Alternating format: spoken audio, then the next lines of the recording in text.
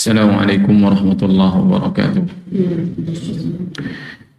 Innal hamdalillah nahmaduhu wa nasta'inuhu wa nastaghfiruh wa na'udzu bihi min shururi anfusina sayyiati a'malina may yahdihillahu fala mudilla lahu wa may yudlil fala hadiya lahu. Asyhadu an la ilaha illallah wahdahu la syarika lah wa asyhadu anna Muhammadan 'abduhu wa rasuluhu sallallahu alaihi wa ala alihi wa ashabihi wa sallama tasliman mazida. فقال الله عز وجل يا أيها الذين آمنوا اتقوا الله حق تقاته ولا تموتن إلا وأنتم مسلمون. وقال عز وجل يا أيها الذين آمنوا اتقوا الله وقولوا قولا سديدا يصلح لكم أعمالكم ويغفر لكم ذنوبكم ومن يطع الله ورسوله فقد فاز فوزا عظيما. وبعد. Para hadirin jamaah sekalian yang semoga senantiasa diberikan taufik dan rahmatnya Allah Subhanahu wa Ta'ala. Alhamdulillah, pada kesempatan malam hari ini kita kembali dapat melanjutkan materi kita, menyambung materi sebulan yang lalu, di mana materi sebelumnya kita membahas tentang niat yang benar. Niat yang benar di dalam menghadiri kajian. Telah kita jelaskan bahwasanya minimalnya ketika seseorang mencari ilmu, belajar, menghadiri kajian, maka yang pertama yang harus dia niatkan adalah ingin mengangkat kebodohan, menghilangkan kebodohan dari dirinya. Itu yang pertama. Agar dia bisa beribadah kepada Allah Subhanahu wa Ta'ala dengan benar.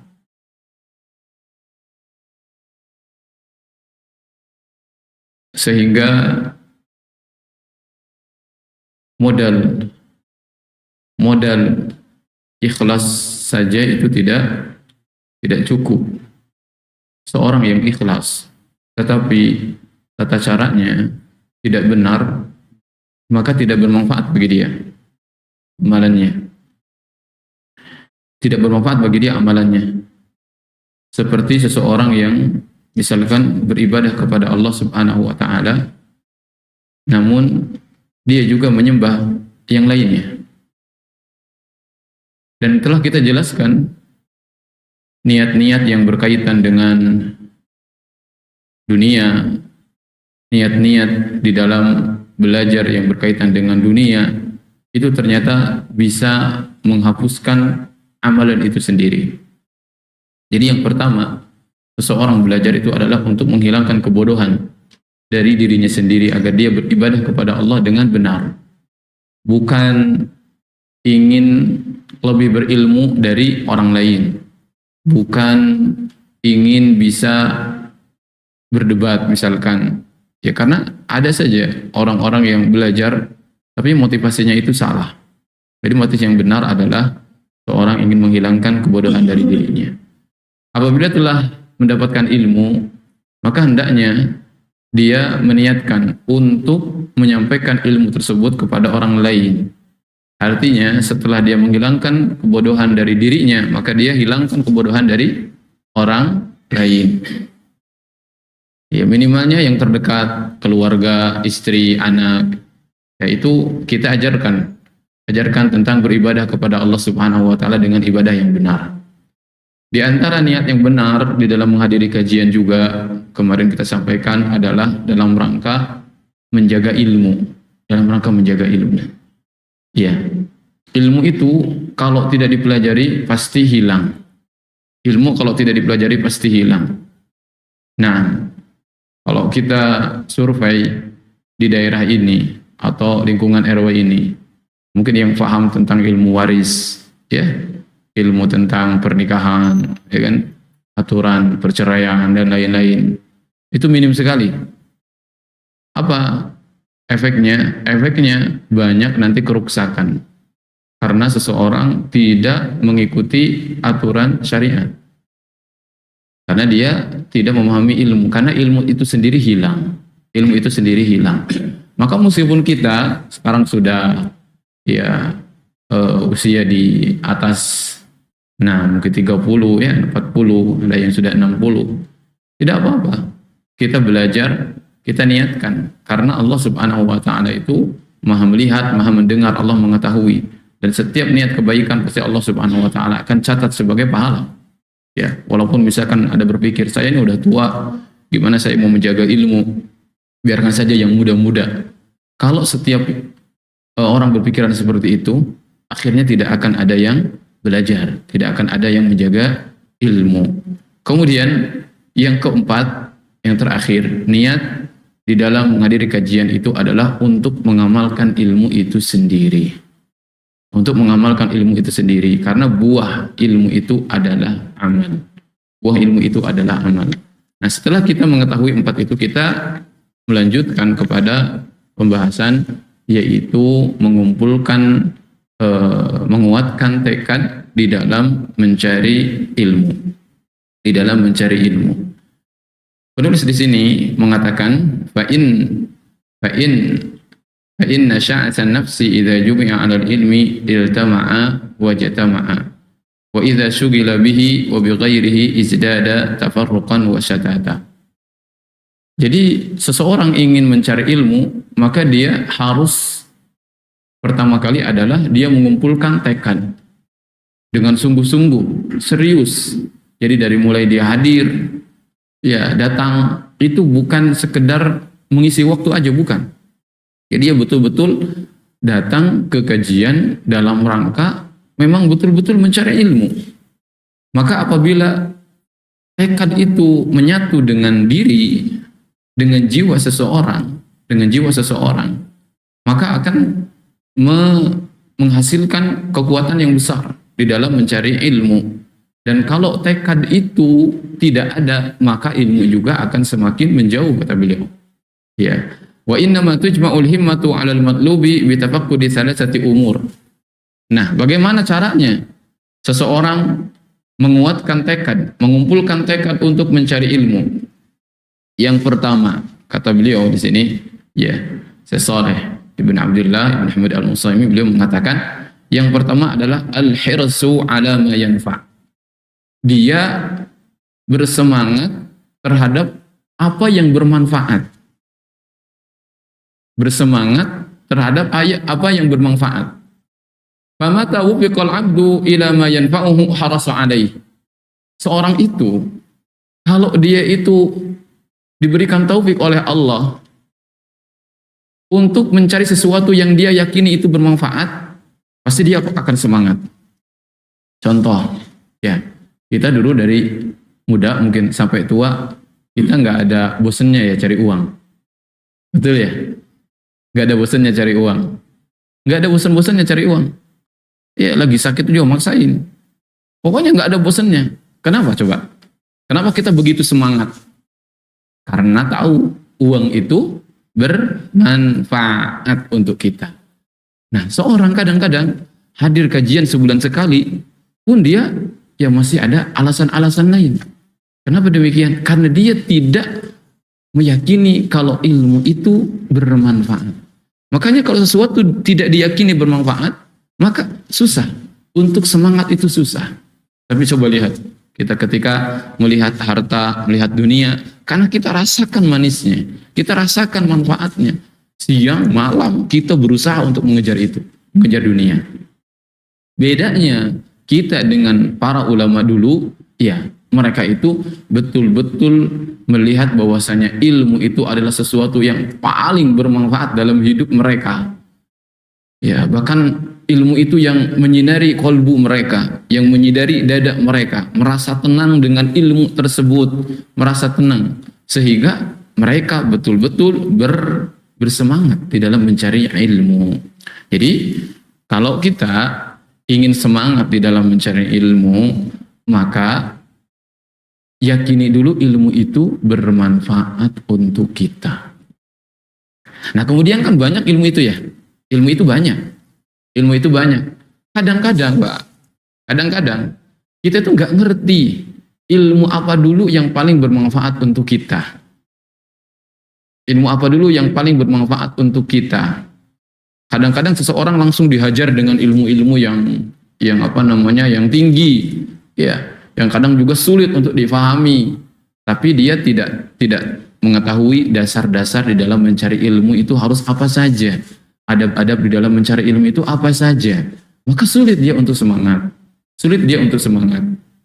Nah, ya, contoh misalkan kalau misalkan sekarang kita belajar ilmu waris ya, belajar ilmu waris misalkan, ya kayaknya akan cepat futur, akan cepat bosan. Sudah memang hitung-hitungan. Yang kedua, ya yang meninggal juga nggak tiap hari gitu ya, seperti itu. Tapi coba kalau misalkan ada seorang yang berilmu, dia tinggal di suatu tempat, kemudian ada yang meninggal, terus meninggalkan harta, terus keluarganya datang kepada dia, kepada seorang alim tersebut, tanya tentang ilmu waris, tapi dia belum memahaminya.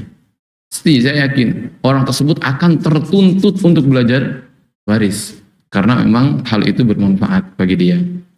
Ya, kadang-kadang juga nih, Bapak-bapak sekalian, ayo kita belajar bahasa Arab gitu, belajar bahasa Arab. Ya, belajar bahasa Arab. Nah, belajar bahasa Arab itu ya memang bagus. Tetapi kalau sudah sepuh ya, ini sudah sepuh, sudah susah juga menghafal gitu, susah juga memahami, ya akhirnya nanti malas, nggak ada semangat.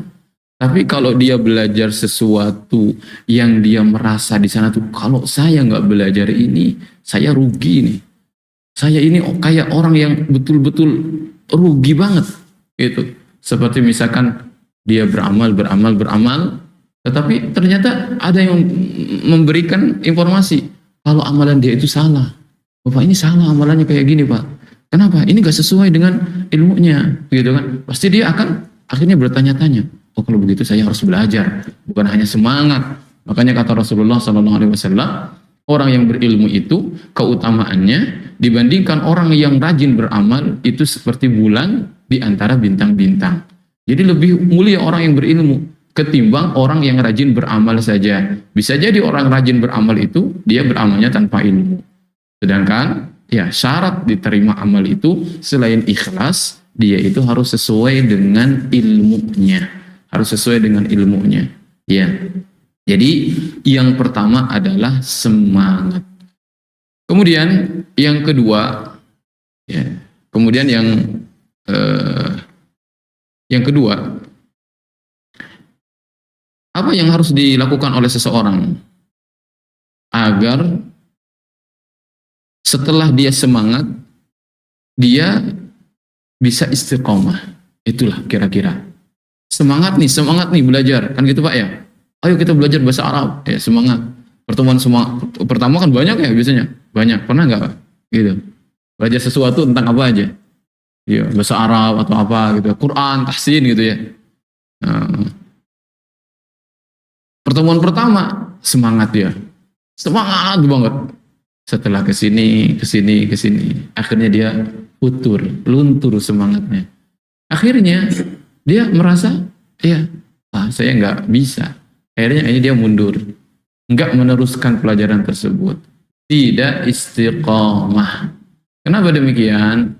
Karena seseorang ketika semangat itu perlu meminta pertolongan kepada Allah Subhanahu wa Ta'ala. Al-isti'anatu billahi azza wa jalla, meminta pertolongan kepada Allah Subhanahu wa Ta'ala. Pernah nggak kita ketika kita hadir di kajian, sebelum berangkat kajian kita berdoa dulu kepada Allah Subhanahu wa Ta'ala, ya Allah pahamkan ya Allah saya, ya Allah agama, gitu ya. Ya Allah permudah saya, ya Allah belajar, gitu. Bahkan orang yang menghafal pun ini ada santri gitu ya, atau yang belajar menghafal Al-Quran, menghafal matan-matan ilmu, menghafal apa saja hadis.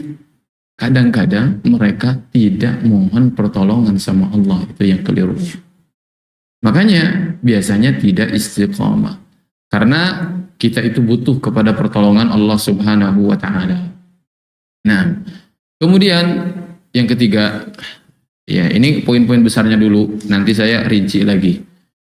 Yang ketiga adalah adamul ajzi an bulughil bughyah minhu. Tidak mudah menyerah. Tidak mudah menyerah dalam apapun itu. Nah, saya yakin mungkin Bapak-bapak sekalian di sini ada punya keahlian masing-masing. Coba lihat bagaimana dulu ketika kita mempelajari keahlian tersebut. Andaikan kita mudah menyerah, pasti kita tidak akan menjadi orang yang ahli.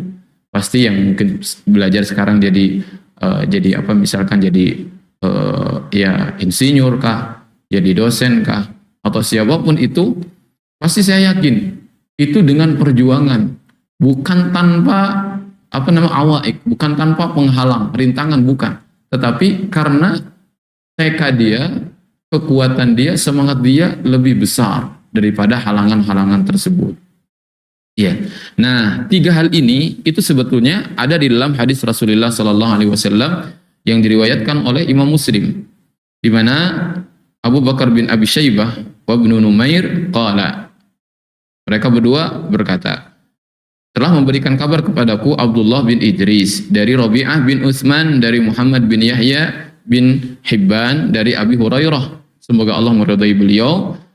Sesungguhnya Nabi SAW beliau mengatakan, ihris ala ma yanfa'uk, bersemangatlah pada apa-apa yang bermanfaat bagi kalian.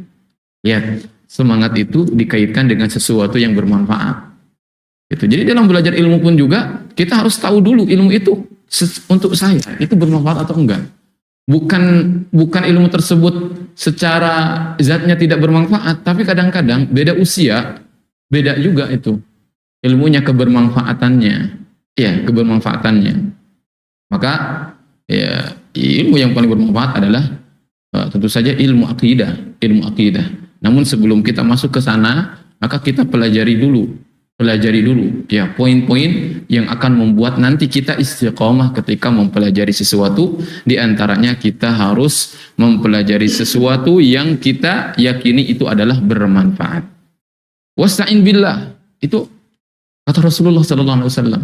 Wasta'in billah, mintalah pertolongan kepada Allah dalam hal apapun. Ya, bahkan dalam minum, dalam makan kita minta pertolongan sama Allah. Ya, doanya apa? Bismillah. Bismillah ketika makan, bismillah. Ya ghulam, samillah. Beliau ajarkan kepada anak kecil. Wahai anak, ya, sebutlah nama Allah. Apa sih bismillah itu? Bismillah itu dengan menyebut nama Allah. Itu tuh adalah isti'anah. Kita minta pertolongan dengan nama Allah. Bismillah. Sebetulnya itu ada yang dibuang. Sebetulnya dengan nama Allah aku makan, dengan nama Allah aku minum, dengan nama Allah. Jadi setiap hal yang ada bismillahnya itu tuh sebetulnya nggak disebutkan pekerjaannya karena sudah jelas dia mau ngapain. Tetapi yang penting dia itu mengucap dulu bismillah dengan menyebut nama Allah. Kenapa? Karena itu adalah sebagai bentuk isti'anah, yaitu minta pertolongan kepada Allah Subhanahu wa taala. Wala ta'jiz, kata beliau, dan janganlah kamu lemah. Jangan kamu lemah, jangan mudah menyerah. Iya, jadi ini menunjukkan bahwasanya ketika seseorang bersemangat kepada apa yang bermanfaat bagi dia, diantaranya belajar ilmu, itu tuh tidak mudah belajar ilmu itu. Tidak mudah, pasti ada halangan-halangannya. Pasti ada halangan-halangannya. Belum lagi kita sakit, belum lagi lain-lain. Tapi kita tidak boleh lemah. Tidak boleh lemah. Nah, paling tidak, kalau kita semuanya menunjukkan kita tidak lemah, maka anak cucu kita akan mencontoh. Kalau dalam belajar itu, ya tidak menyerah. Tuh lihat, ya bapaknya saja, abiknya saja, udah sepuh masih belajar, masih mencari ilmu begitu. Apalagi yang masih kecil. Jadi seperti itu. Ya. Maka kata beliau, faman arada jam'a himmatihi 'alal ilmi, barang siapa yang ingin mengumpulkan semangatnya terhadap ilmu, falyush'il fi nafsihi syu'latal hirsi 'alaihi, maka kobarkan, nyalakan di dalam dirinya yaitu kobaran semangat. Kobaran semangat. Jadi modalnya itu adalah semangat dulu. Ya, ini Sebetulnya untuk kita semuanya, koreksi untuk kita semuanya dalam hal apapun, bukan hanya dalam mencari ilmu saja. Ya, seorang harus dituntut untuk bersemangat. Kan ini umum juga. Ihris ala ma yanfa'uk, bersemangatnya terhadap apa yang bermanfaat bagimu. Kan banyak yang bermanfaat bagi kita itu. Banyak sekali dalam kehidupan kita itu. Di tengah-tengah keluarga kita. Itu kalau seorang paham, dia mengingat hadis ini, dan ternyata pahala ketika seseorang itu antusias, semangat, selama hal itu adalah bermanfaat, meskipun sekecil apapun. Contoh misalkan, seorang menghilangkan duri di jalan, atau rintangan di jalan, batu ya, atau ya ranting, itu kan bermanfaat. Maka dia bersemangat di dalam melakukan hal tersebut, gitu. Nah jadi barang siapa yang dia ingin mengumpulkan semangatnya, maka hendaklah kobarkan kobaran semangat di dalam dirinya. Kenapa? Karena ketika seseorang itu semangat, pasti dia akan mendapatkan manfaat. Bal kullu khairin fid dunya wal akhirah innama huwa thamaratun min thamaratil ilmi. Bahkan segala kebaikan di dunia dan di akhirat itu adalah buah dari buah-buah ilmu. Makanya ketika seseorang ingin mengumpulkan sesuatu apa yang bermanfaat, maka dia yang pertama kali adalah carilah manfaat itu dalam ilmu. Kan kata tadi saya banyak ya. Manfaat itu banyak dalam hidup kita itu. Nah, yang paling bermanfaat, memberikan kebaikan di dunia dan di akhirat, itu adalah ilmu. Wal yasta'in billahi alaih wa la ya'jis an syai'in minhu, tetap terus minta tolong dan jangan mudah menyerah. Fa innahu hina idin yudriku bugyatahu wa yafuzu bima ammalahu. Ya. Ini yang punya anak, yang punya cucu, kasih motivasi ini. Kasih motivasi ini. Nah, kasih ke dia. Kalau kita ingin mencapai sesuatu, modal yang pertama adalah semangat. Mau sekolah, kamu minta tolong dulu sama Allah. Kan gitu ya. Ya, mau sekolah. Udahkah hari ini ketika anaknya berangkat sekolah, memberikan ujangan kepada anaknya, nah kamu minta tolonglah sama Allah ketika kamu mau belajar. Karena kita nggak mungkin memahami pelajaran kecuali adalah karena taufik Allah subhanahu wa ta'ala. Itu insya Allah berkah itu. Insya Allah berkah. Nah, kemudian qala Junaid, ma talaba ahadun syai'an bijiddin wa sidqin illa nalah. Tidaklah seseorang mencari sesuatu dengan sungguh-sungguh, dengan kejujuran, pasti dia akan mendapatkannya. Fa illam yanalhu kullahu nala ba'dahu. Kalau dia tidak mencapai semuanya, pasti akan dicapai sebagiannya. Pasti akan dicapai sebagiannya. Syaratnya adalah semangat. Sungguh-sungguh. Ya, al-jaddu bil jiddi wal hirmanu bil kasali. Ya, seorang bisa mendapatkan itu karena sungguh-sungguh, sedangkan seorang tidak akan mendapatkan sesuatu dengan kemalasan. Fansab tusib an qaribin ghayatal amal. Maka hendaklah kamu tuh bersemangat, insya Allah sebentar lagi akan digapai katanya cita-cita tersebut. Ya, disebutkan di sini berkata Imam Ibnul Qayyim rahimahullah fi kitabih Al-Fawaid. Ya, dia mengatakan, idza tala'a najmul himmati fi dhalami lailil batalah wa radifahu qamarul azimah asyraqat ardul qalbi binuri rabbiha wa man ta'allaqat himmatuhu bimat'am. Nah, ini ada nih perkataan yang mungkin ya bisa jadi menyindir kita semuanya nih. Barang siapa yang semangatnya itu hanya berkaitan dengan makanan. Ada orang kan ya yang semangat kulineran ya. Ada enggak? Ada kan? Dia tahu dia makanan-makanan yang enak, makanan di sini kurang enak, ya kan? Dia kunjungi setiap tempat. Wa man ta'allaqat himmatuhu bimat'amin aw malbas. Atau yang dia perhatikan adalah outfit dia, pakaian dia. Yang dia perhatikan pakaian saja. Aw ma'kal. Ma'kal juga sama makanan. Aw masyrab atau minuman. Lam yashamma raihatal ilmi. Dia tidak akan pernah mencium wanginya ilmu. Jadi kalau selama kita ini masih himmahnya, tekad kita, bukan tekad ya, keinginan kita kepada makanan, kepada pakaian, kepada minuman, maka akan diharamkan bagi dia ilmu. Iya, Kenapa seorang semangat? Dia itu kulineran karena dia tahu enaknya makan. Kenapa dia itu semangat? Dia gonta-ganti pakaian, beli ini, beli itu, meskipun ya secara ini dia juga pakai sekali, dua kali, tapi dia senang beli lagi, beli lagi, beli lagi begitu. Karena dia merasa puas dia dengan itu. Iya, merasa puas dengan itu. Nah, kenapa seorang malas mencari ilmu? Ya. Kenapa seorang malas mencari ilmu? Ya karena dia tidak merasakan nikmatnya ilmu. Dia tidak merasakan nikmatnya ilmu. Iya. Ilmu itu apa sih? Gitu. Maka ilmu seseorang bisa merasakan lezatnya ilmu. Makanya kan kita lihat bagaimana lahirnya para imam, kitab-kitab luar biasa. Kitab-kitab mengisi maktabah-maktabah, ada yang mereka sampai berpuluh-puluh jilid nulis ya. Nulis ilmu itu. Kalau kita kan satu halaman pun juga nggak ada ya yang abadi. Sekarang apa tuh tulisan kita? Para ulama sampai sekarang terjaga itu tulisan-tulisannya. Kenapa? Karena merasa semangat mereka dan merasakan nikmat. Gak mungkin Pak, mereka bisa menulis sebanyak itu buku-buku kalau mereka tidak merasa nikmat. Kalau mereka tidak merasa nikmat, ya gitu.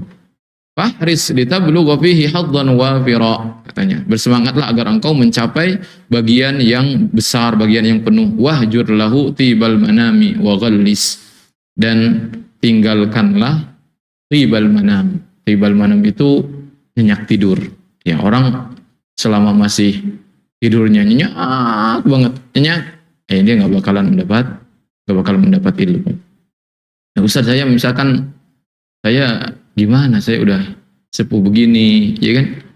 Apakah mungkin bagi saya untuk mencari ilmu? Ya banyak ulama yang memulai karir ilmunya itu ketika sudah sepuh, di atas 40 tahun. Banyak, tapi mereka jadi ulama. Dan karena memang yang menjadi tolak ukur itu bukanlah kapan seseorang memulai, tetapi bagaimana seorang mengakhirinya. Jadi ya namanya husnul khatimah itu. Jadi meskipun dia telat dalam memulai, tetapi kalau dia itu akhirnya bisa mengakhiri hidupnya di dalam mencari ilmu, itu Masya Allah. Masya Allah. Ya, Masya Allah. Saya selalu memotivasi ya. Di tempat saya, itu sama. Seperti bapak-bapak juga, sepuh-sepuh juga. 50 tahun ke atas. Ya, 55. Ya, rata-ratanya begitu. Ya awalnya banyak sih. Tapi sekarang mungkin tersisa sekitar 6-7. Sekitar 6-7. Itu belajar bahasa Arab. Belajar bahasa Arab. Dan sekarang itu mereka sudah baca kitab gundul. Ya, udah nerjemahin gitu. Berapa lama sih? Sekitar 2 tahun. Kan 2 tahun kalau dibayangkan, aduh lama banget gitu ya. Tapi mereka, Masya Allah istiqomah bisa gitu. Dan saya memotivasi, ya jangan ada tujuan lain ya. Kecuali kita mau pahamnya sampai kapan, ya bahkan sehari kita udah baru paham hari itu, terus kita mati lah, ya meninggal, berarti itu adalah keadaan yang paling baik, ya yang paling baik. Dan bukan cita-citanya pengen jadi ustadz, pengen jadi ceramah, ya menuntut ilmu itu adalah kewajiban, dan ketika seseorang dipanggil oleh Allah Subhanahu wa taala dalam keadaan dia seorang pencari ilmu, apa kata Rasulullah sallallahu alaihi wasallam? Man salaka tariqan, barang siapa yang dia menempuh suatu jalan, yaltamisu fihi ilman, dia di sana mencari ilmu, sahalallahu lahu bihi tariqan ila jannah, maka orang tersebut akan dimudahkan oleh Allah untuk masuk surga. Jadi kita harus bersemangat. Jadi usia jangan menghalangi semangat kita, karena sudah terbukti oleh sebagian orang, bahkan banyak juga, dia belajar di waktu yang sudah tidak muda lagi, akan tetapi dia bisa menjadi lebih baik lagi, ya, menjadi lebih baik dia ketika di waktu tua. Nah, demikian juga ilmu itu Pak, itu akan menguatkan daya ingat kita. Kita nggak pernah dapatkan ya seorang ulama pikun gitu ya, nggak ada ya. ulama fikun. Yang ada ulama itu semakin sepuh, semakin ya, beliau tua gitu, justru keilmuannya adalah semakin dalam sekali. Ya, kata-katanya, fatwa-fatwanya semakin didengar dan semakin barokah. Kata Rasulullah SAW, al-barakatu ma'al akabir. Keberkahan itu bersama orang-orang yang sudah sepuh dalam keilmuannya. Semakin sepuh, semakin keilmuannya adalah luar biasa. Nah,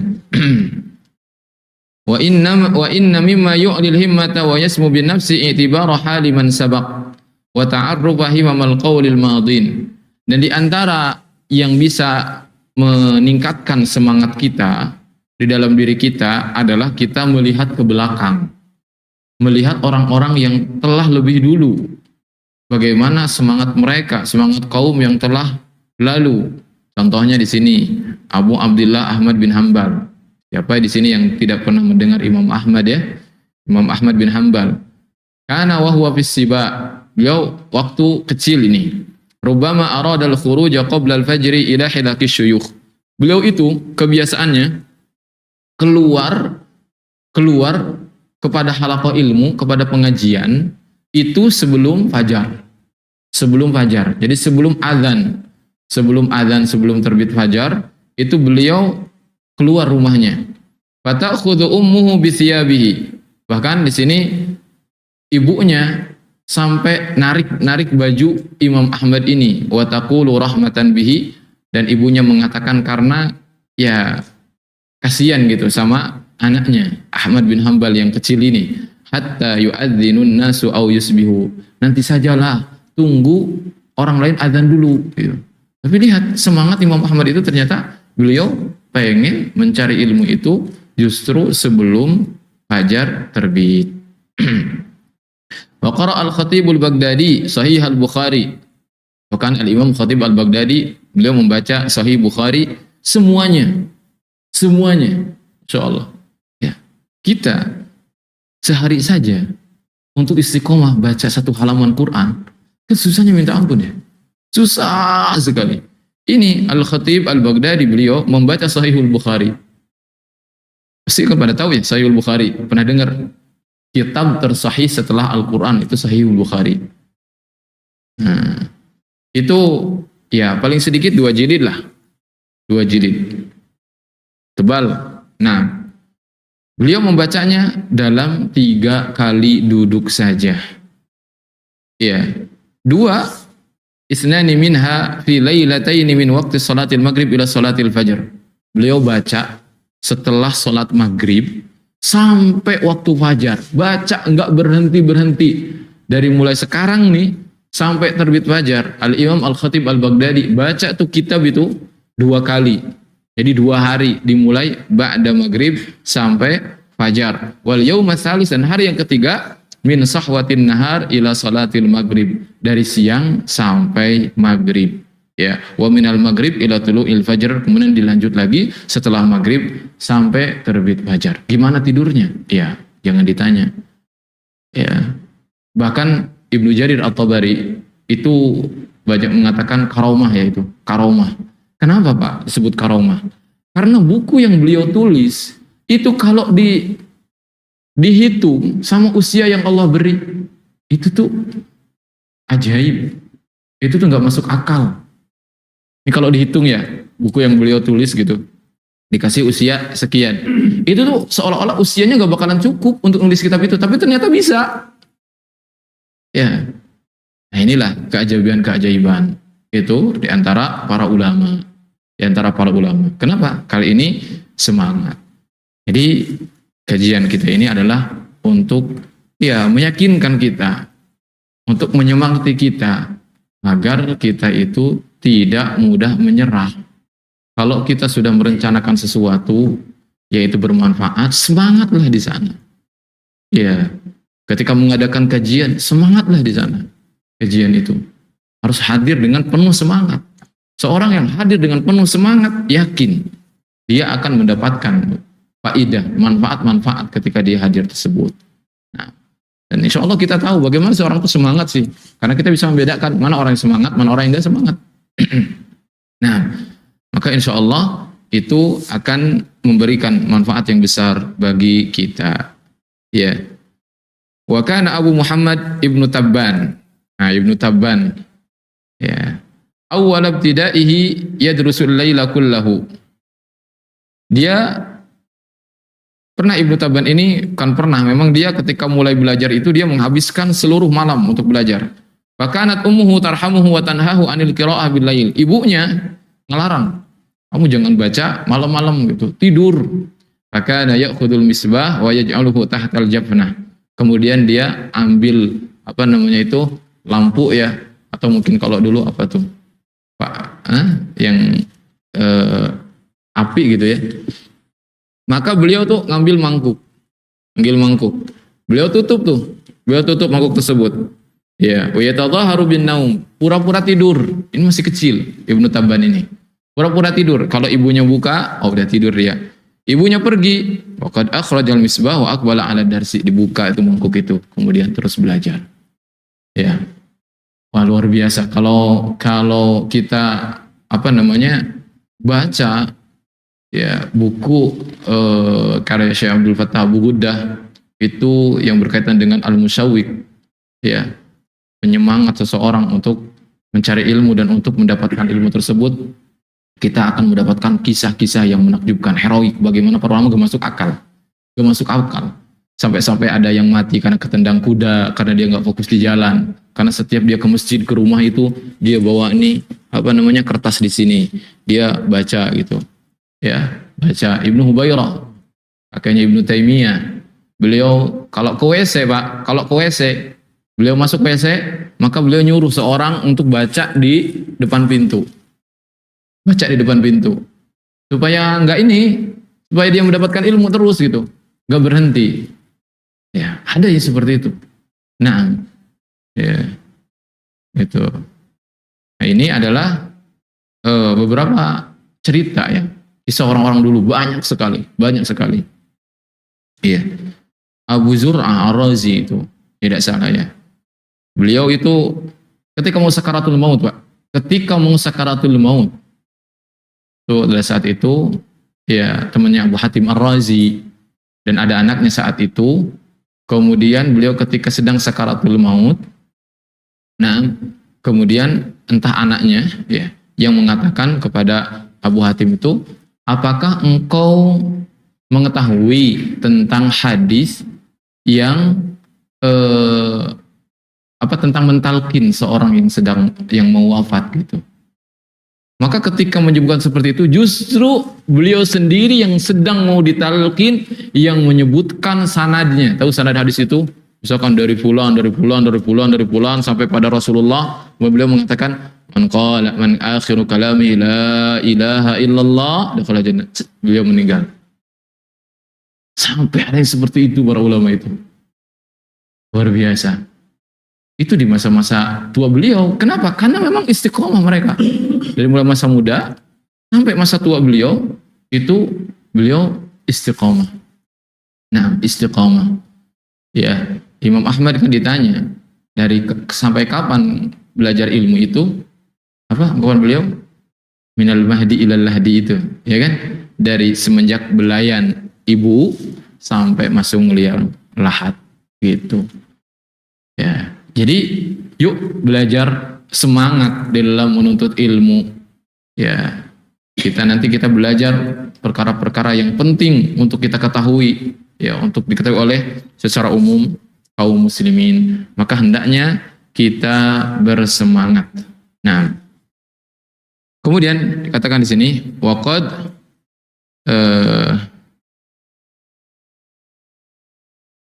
nah, sini katakan fakun rajulan rijluhu 'ala as-sara sabitatun wa hamatu himmatihi fawqa suraya samiqatan. Jadilah seseorang yang kakinya berada di tanah dengan kokoh dan cita-citanya tekadnya berada di atas bintang. Wala takun syabal badan, ya, asyabal himmah fa inna himmatas shadiq la tashib, ya. Jadi jangan engkau menjadi seorang yang memiliki badan yang beruban. Badan yang beruban itu asyabal himmah, di mana tekadnya itu sudah tua duluan, sudah jadi uban duluan tekadnya itu. Ya, dan ini juga banyak mungkin anak muda yang masih muda tapi tekadnya lemah. Banyak juga yang sudah tua. Bukan di sini yang hadir di kajian, ya kan, anak-anak mudanya kan ada ya. Anak-anak muda di bawah 20 tahun. Ya, Masya Allah. Sebetulnya yang paling penting itu untuk menjaga ilmu ya anak-anak muda.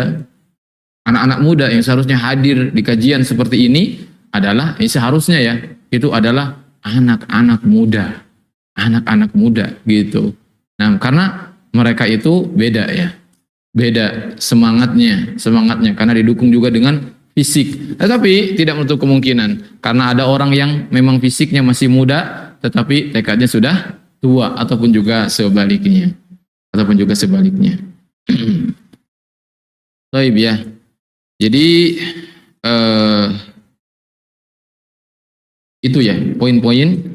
Ini berapa menit lagi ke Isya? 10 menit. Ya. Ya, silakan Pak. Mungkin ada yang mau ditanyakan, silakan. Materinya sudah selesai nih kita. Materinya kita sudah selesai. Nah, baik. Mungkin silakan mau ada yang bertanya. Bertanya apa sajalah. Silakan.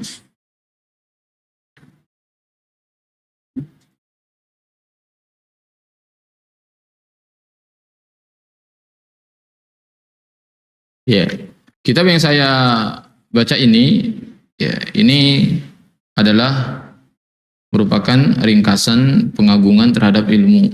Karena gak mungkin seseorang nanti bisa istiqomah di dalam belajar, bisa berkah ilmunya dalam belajar ketika dia tidak mengetahui poin-poin apa saja ya, dalam rangka mengagungkan ilmu.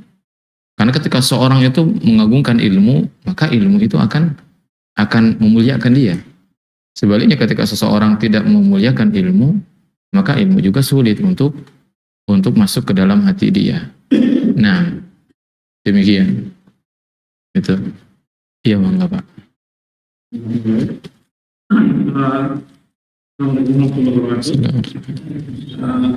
Mungkin saya menarik dari apa yang sebelumnya, lalu kita berkait dengan amal ilmu dan ria, ilmunya rasa ria.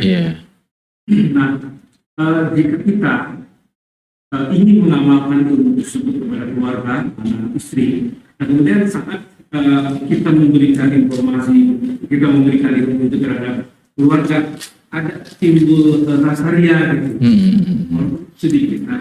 Jadi mohon nasihat dari Ustaz apa yang harus dilakukan. Nah, ya. Kadang-kadang kan menyampaikan ilmu itu waktunya nggak sebentar ya. Maksudnya ada proses gitu.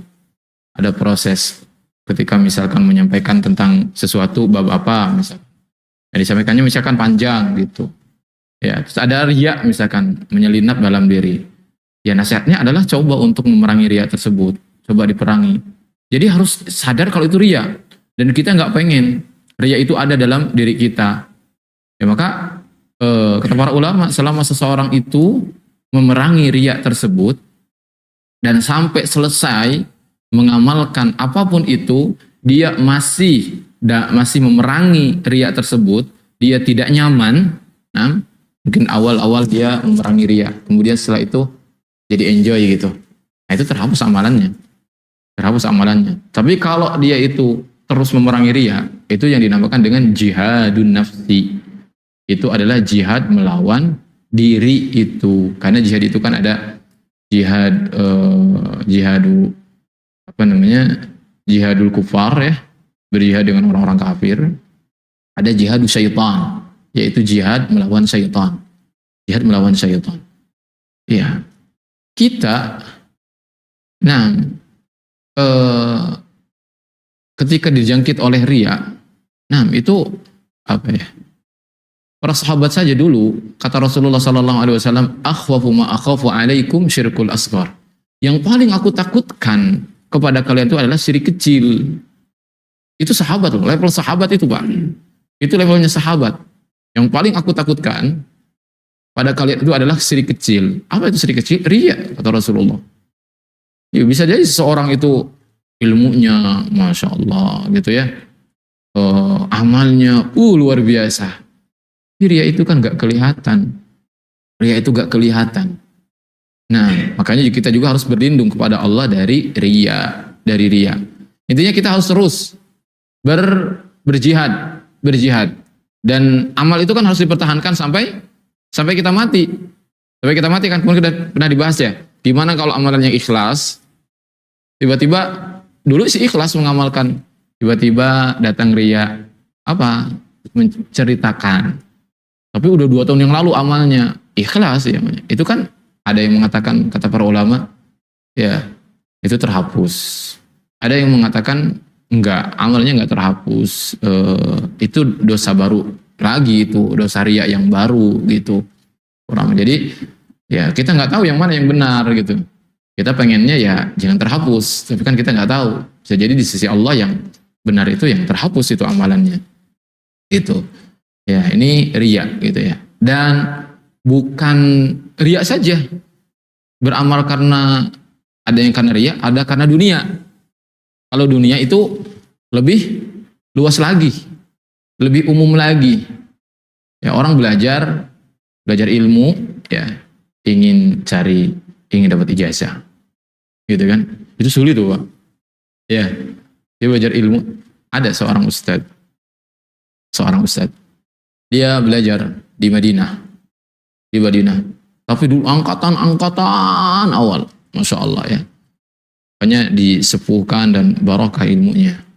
Nah, beliau ketika pulang dari Madinah dan beliau tuh naik kapal ya, entah ceritanya naik kapal, entah di mana dia bawa pakai kapal gitu, bukan pakai pesawat gitu. Itu ijazahnya dibuang di laut. Ya, itu sulit banget begitu ya, sampai seperti itu. Nah ya, itu saking memang ya, riya itu atau niat karena dunia itu ya selalu merongrong kita gitu. Makanya siapapun kita yang beramal maka pasti digoda oleh syaitan. Kalau syaitan tidak berhasil untuk menghalangi kita dari amal, maka syaitan akan berusaha untuk menjadikan amal kita itu akhirnya terhapus. Itu karena riya atau karena niat dunia yang lainnya. Makanya ikhlas itu susah banget gitu. Nah, ketika kita dalam melakukan apapun nih, kebaikan, kadang ada menyelip gitu ya, motif-motif, biar ini, biar itu. Kenapa Pak belajar Quran? Ya biar nantilah saya bisa mengimami di tempat saya gitu. Tempat saya nggak ada imam yang bagus, ya kan? Ya, kadang itu kan baik gitu ya, segitu baik gitu, Masya Allah ya. Orang ini betul-betul memperhatikan kampungnya, ingin supaya ini. Tapi kan yang lebih selamat adalah seorang itu, kenapa belajar Quran? Ya ikhlas aja. Memang saya diperintahkan untuk belajar Quran. Ya karena Allah saja. Itu. Nah, ya demikian yang bisa Anda sampaikan. Ada kesempatan malam hari ini. Subhanakallahumma rabbana wa bihamdika asyhadu an la ilaha illa anta astaghfiruka wa atubu ilaik. Assalamualaikum warahmatullahi wabarakatuh.